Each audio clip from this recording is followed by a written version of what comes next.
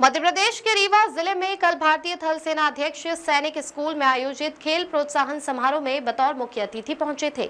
कार्यक्रम के समापन के बाद जब मीडिया ने जवानों के हित से जुड़ा एक गंभीर सवाल उठाया, सेना में रिस्क अलाउंस भत्ते में भेदभाव क्यों है, तो सेना अध्यक्ष ने इस पर सीधा जवाब देने के बजाय चर्चा को बेसिक तनख्वाह के मुद्दे पर मोड़ दिया और सवाल को गोल कर दिया। जबकि सवाल था रिस्क अलाउंस यानी वह विशेष भत्ता जो सैनिकों को उनके जीवन के हर पल पर मंडराते जोखिम के बदले में दिया जाता है। भत्ता समान नहीं, जबकि जोखिम सबका एक समान। देश के रक्षक जवानों के लिए सरकार ने एक स्पेशल रिस्क अलाउंस निर्धारित किया था, जिसका उद्देश्य था सीमा पर खड़े हर सैनिक के जीवन के खतरे को आर्थिक सुरक्षा देना। परंतु जमीनी सच्चाई कुछ और ही कहती है। अधिकारी वर्ग को 15,000 रुपए, MNS मिलिट्री नर्सिंग सर्विस को 10,500 रुपए और front line fighter soldier JCO जवान को मात्र 5,200 रुपए, यानी जिस सैनिक का जोखिम सबसे अधिक उसकी का भत्ता सबसे कम। सेना की रीढ़ है जवान। सेना की कुल संरचना में जवान और JCO 97% है, जबकि अधिकारी वर्ग केवल 3%। लेकिन सेना में सबसे अधिक कैजुअलिटी, शहादतें और घायल होने के मामले इन्हीं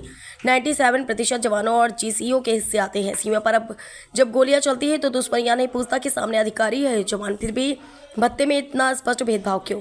पूर्व सैनिक की नाराजगी और सवाल। पूर्व सैनिक का कहना है कि यह भेदभाव जवानों के मनोबल पर गहरा आघात करता है। रिस्क अलाउंस, डिसेबिलिटी पेंशन और वीर नारी पेंशन सभी में समानता लागू की जाए। उनका यह भी मांग है कि युद्ध में घायल सैनिकों की डिसेबिलिटी पेंशन समान हो, क्योंकि हाथ, पैर या आंख खो देने का दर्द पद देखकर कम या ज्यादा नहीं होता। सेना प्रमुख से 3 सवाल पूछे जाना था। पहला ही सवाल बना असुविधाजनक। कार्यक्रम के बाद मीडिया द्वारा थल सेना अध्यक्ष से 3 सवाल पूछे जाने थे। रिस्क अलाउंस भत्ते में असमानता क्यों है? डिसेबिलिटी पेंशन में रैंक आधारित अंतर क्यों है? वही नारी पेंशन समान क्यों नहीं है? लेकिन जैसे ही पहला सवाल उठा, रिस्क अलाउंस भत्ते में भिन्नता क्यों, सेना प्रमुख अपने आप को बचाते हुए विषय को बदलते नजर आए और बेसिक सैलरी का हवाला देकर बातचीत समाप्त कर दी। सौगंधरा का सवाल। जब सेना ने 97% सैनिक और JCO ही देश की रक्षा की असली दीवार है, जब शहादतों की सूची में 90% नाम इन्हीं के हैं, तो फिर रिस्क अलाउंस, पेंशन और सम्मान में यह समानता आखिर क्यों?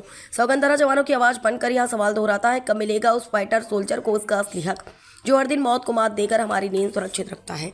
क्योंकि जो कल की लड़ाई होने वाली है वो सैनिक सिर्फ बॉर्डर पर नहीं लड़ेगा, ये पूरा देश एक साथ लड़ेगा। इसलिए हम सबको एक साथ उसकी तैयारी करनी पड़ेगी। सर, एक सवाल है पूर्व सैनिकों का।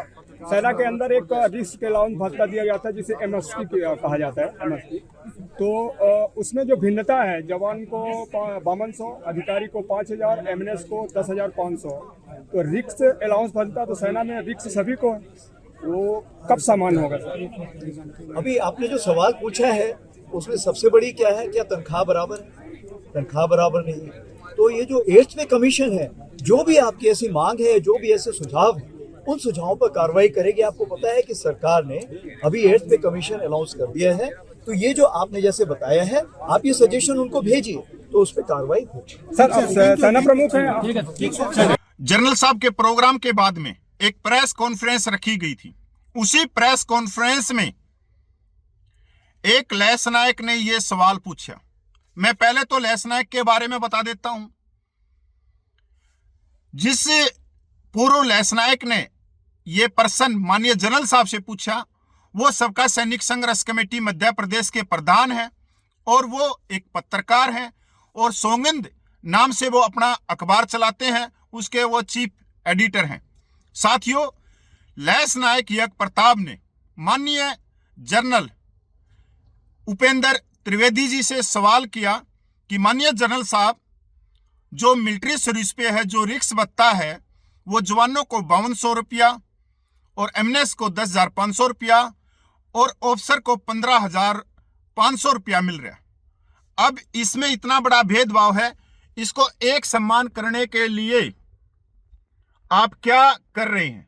जनरल साहब उनका प्रश्न सुन के हक्का बक्का रह गए, पर उन्होंने अपने आप को संभालते हुए इस प्रश्न का गोलमाल जवाब दे दिया और प्रेस कॉन्फ्रेंस को वो छोड़ते हुए चले गए और इतना ही कहा कि 8वां वेतन आयोग की घोषणा हो चुकी है और अगर ऐसी कोई विसंगति है या इस तरह की कोई विसंगति है तो उसका जो भी आपका मांग पत्र है उसमें लिखकर हमारे पास में भेजिए, हम इनको 8वें वेतन आयोग के पास में भेजेंगे।